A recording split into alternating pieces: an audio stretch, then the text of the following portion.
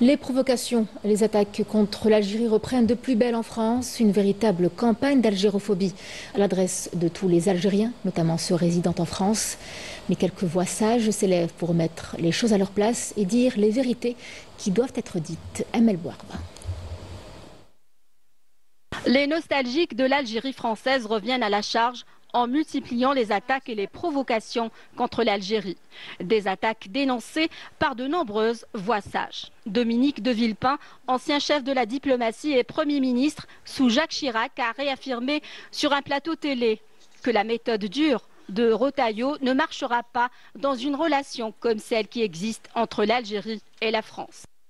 Mais la méthode dure, nous savons une chose, c'est que la méthode dure ne marchera pas. Ça, je vous l'affirme aujourd'hui. Il n'y a pas de méthode dure qui puisse marcher dans une relation comme celle qui existe entre la France et l'Algérie, compte tenu de notre histoire, compte tenu des blessures qui ont marqué de part et d'autre l'histoire. De leur côté, des députés de la France insoumise en tiraient à boulet rouge sur la méthode Retailleau, ce dernier étant plus soucieux d'attirer l'électorat de l'extrême droite en menant une véritable campagne d'algérophobie à l'encontre des Algériens résidant en France.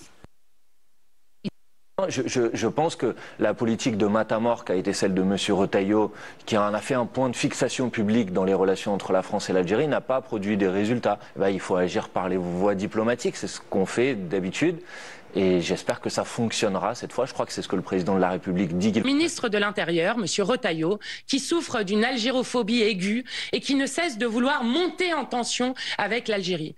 Nous, je le dis, nous ne serons jamais d'accord avec cela. Nous avons beaucoup en commun avec les peuples du côté de l'autre côté de la Méditerranée, et notamment par la négociation avec l'Algérie qu'on avance. Aujourd'hui, l'Algérie qui refuse de reprendre ses ressortissants algériens présents en France. Oui, je pense que c'est par la négociation. Vous trouvez que la méthode Retailleau a bien fonctionné?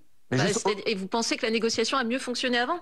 Je pense que la négociation fonctionne mieux. C'est-à-dire que ce sont des échecs quoi qu'il en soit? Non, non, ce ne sont pas des échecs quoi qu'il en soit. Vous savez, on peut respecter nos autres partenaires.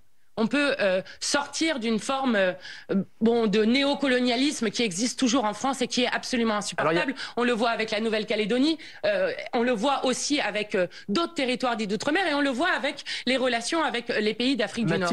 Donc nous ne sommes pas d'accord. 63 ans après l'indépendance de l'Algérie, la France reste nostalgique de ses anciennes colonies, illustrant un État français qui n'a jamais coupé le cordon colonial. Au lieu d'engager un dialogue digne de ce nom, basé sur le respect mutuel et la souveraineté pleine et entière de l'Algérie.